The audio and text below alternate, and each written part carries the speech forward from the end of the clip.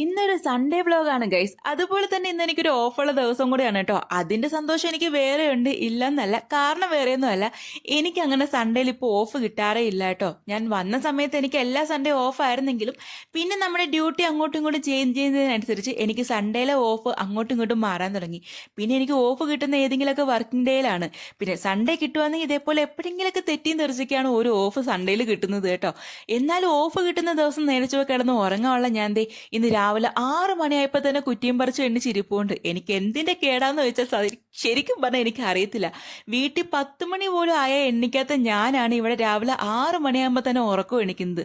അത് കാണുമ്പോൾ ശരിക്കും പറഞ്ഞാൽ എനിക്ക് തന്നെ എന്നോട് അതിശയം തോന്നാറുണ്ട് കേട്ടോ. പിന്നെ ദേ ഇന്ന് ഉറക്കം എണിച്ചതിന് ശേഷം ഞാൻ ആദ്യം പോയി നോക്കിയത് എൻ്റെ തുണിയുടെ അവസ്ഥ എന്താണെന്നുള്ളതാണ്. കഴിഞ്ഞ ദിവസം തലേന്ന് രാത്രി തന്നെ ഞാൻ തുണി എടുത്ത് വാഷിംഗ് മെഷീനകത്ത് ഇട്ടിട്ടുണ്ടായിരുന്നു. എൻ്റെ മാത്രമല്ല, എൻ്റെ കൂട്ടുകാരിയുടെ ഉണ്ട്. പക്ഷെ വാഷിംഗ് മെഷീൻ ആരോ ഓഫാക്കി ഇട്ട് കേട്ടോ. ഞാൻ നോക്കിയപ്പോൾ എൻ്റെ തുണി ഫുള്ള് അങ്ങനെ വെള്ളത്തിൽ കിടക്കുമായിരുന്നു. പിന്നെ അത് രാവിലെ പിന്നെ ഓണാക്കിയതിന് ശേഷം ഞാൻ ദേ നേരെ പോയിട്ട് ഒന്ന് ബ്രഷ് ചെയ്തു. അതേപോലെ തന്നെ പിന്നെ വന്ന് ബെഡ്ഷീറ്റൊക്കെ ഒന്ന് മടക്കി വെച്ച് പിന്നെ നമ്മുടെ ബെഡൊക്കെ ഒന്ന് റെഡിയാക്കി വെക്കുന്നുണ്ട്. എന്നിട്ട് ഒരു ബിസ്ക്കറ്റും അതുപോലെ തന്നെ കുറച്ച് വെള്ളവും കുടിച്ച് എൻ്റെ വിശപ്പൊന്നും അടക്കി കേട്ടോ. രാവിലെ എണ്ണിച്ചോണ്ടാന്ന് തോന്നുന്നു നല്ല വിശപ്പുണ്ടായിരുന്നു. ഇപ്പം എനിക്ക് കുറച്ച് വിശപ്പിൻ്റെ അസുഖം കൂടി വരുന്നുണ്ട്. പിന്നെ ദേ ഒന്ന് പുറത്തുപോയി നോക്കിയപ്പോഴത്തേക്കും തുണിയൊക്കെ സെറ്റായി എല്ലാം വാഷ് ചെയ്ത് അതിൽ തന്നെ കിടപ്പുണ്ട്. അപ്പം ഞാനെടുത്ത് എല്ലാം ഒന്ന് നൂത്തിടാന്ന് കരുതി.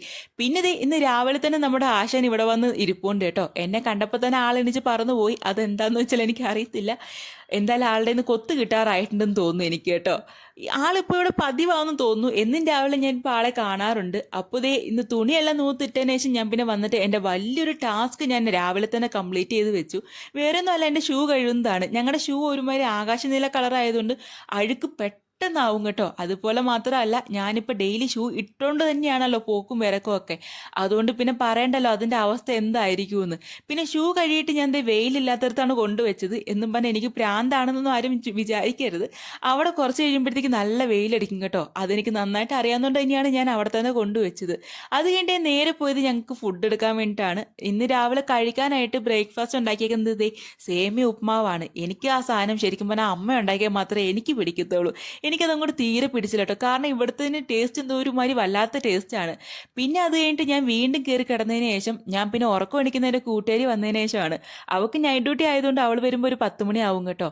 അവൾ വന്നിട്ടാണ് ഞാൻ പിന്നെ ഫുഡെല്ലാം കഴിച്ചത്. അത് കഴിഞ്ഞിട്ട് ഞാൻ പെട്ടെന്ന് തന്നെ റെഡി ആയിട്ട് ദേ എൻ്റെ നമുക്കറിയാവുന്ന ഒരു പയ്യൻ്റെ കൂടെ ഒന്ന് പുറത്തോട്ട് വന്നതാണ്. വേറെ ഒന്നിനും അല്ല, ദേ നമ്മുടെ ഒരു വീട് നോക്കാൻ വേണ്ടിയിട്ടാട്ടോ.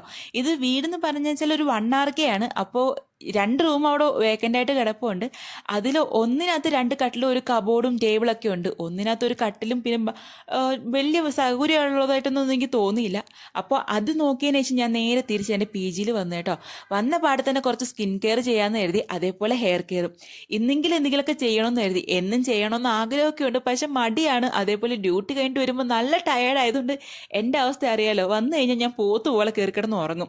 എന്തായാലും ഇന്ന് രണ്ടും കൽപ്പിച്ച് കുറച്ച് സ്കിൻ കെയറും അതുപോലെ ഹെയർ കെയറും ചെയ്തു. ഒരു ഫേസ് മാസ്ക് ഉണ്ടാക്കി ഇട്ടു. അതുപോലെ തന്നെ ഞാൻ മുടിയിൽ എണ്ണ തേക്കുന്നുണ്ട്. സ്കിൻ കെയർ ചെയ്തില്ലെങ്കിലും കുഴപ്പമില്ല, ഹെയർ കെയർ ചെയ്തില്ലെങ്കിൽ പണി നല്ല പാലും വെള്ളത്തിൽ കിട്ടും. കുറച്ച് നാൾ കഴിയുമ്പോഴത്തേക്ക് ഞാൻ മുട്ടച്ചി ആവും എന്നുള്ള ഉറപ്പാണ് കേട്ടോ.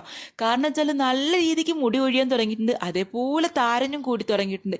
ഇനി ഇത് കുറയാൻ എന്തെങ്കിലും വഴി ആരെങ്കിലുമൊക്കെ അറിയാമെങ്കിൽ ഒന്ന് പറഞ്ഞു തരണേ ഗൈസ്. കാരണം ഹോസ്റ്റലും PG നിൽക്കുന്നവർക്ക് ഭയങ്കര ബുദ്ധിമുട്ടാണ് ഇങ്ങനെയുള്ള കാര്യങ്ങളൊക്കെ മെയിൻറ്റെയിൻ ചെയ്യാൻ. അപ്പോൾ ഇത് എൻ്റെ ഫേസ് മാസ്ക് ഒക്കെ ഉണങ്ങിയതിന് ശേഷം ഞാൻ ഒന്ന് വാഷ് ചെയ്ത് കളഞ്ഞതിന് ശേഷം പിന്നെ നേരെ ഒന്ന് കുളിക്കാമെന്ന് കരുതി. അങ്ങനെ ഇന്ന് അടിച്ച് നനച്ച് നമ്മളൊന്ന് തേച്ചൊരച്ച് കുളിച്ചിരുന്നുണ്ട്. അപ്പോൾ കുളിച്ചിട്ട് നേരെ പുറത്ത് പോയി ഞാൻ എൻ്റെ തുണിയൊക്കെ ഉണങ്ങി കിടന്നതെല്ലാം പറിക്കൊണ്ട് വന്നു കേട്ടോ.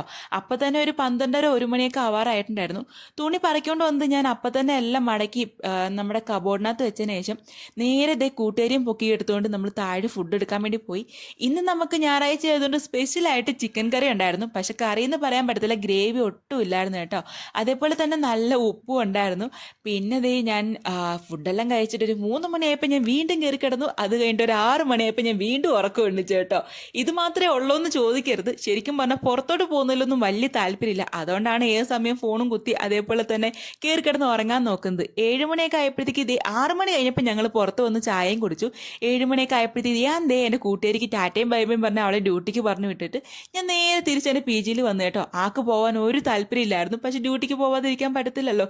അപ്പോൾ വെള്ളം എടുത്തുകൊണ്ട് വന്നു. അതുപോലെ ചോറ് എടുത്തുകൊണ്ട് വന്നു. രാത്രിത്തെ ചോറ് നല്ല ചവറ് പോലെ ഇരിക്കായിരുന്നു, ഒട്ടും വെന്തിട്ടില്ലായിരുന്നു. പിന്നെ എന്ത് പറഞ്ഞാലും ഈ കുറ്റം മാത്രം എന്തിനാ ഇങ്ങനെ പറയുന്നതെന്ന് ചോദിക്കരുത്. ഞങ്ങളുടെ പി ജിയിലെ ഫുഡിന്റെ അവസ്ഥ ഇതൊക്കെ തന്നെയാണ് കേട്ടോ. അപ്പോൾ ഫുഡ് കഴിച്ചിന്റെ ക്ഷീണമെന്ന് തോന്നുന്നു, നല്ല ഉറക്കം വരുന്നുണ്ട് ഗൈസ്. അപ്പോൾ ഇന്നത്തെ വീഡിയോ ഇത്രയൊക്കെ ഉള്ളൂ. Tata bye, see U.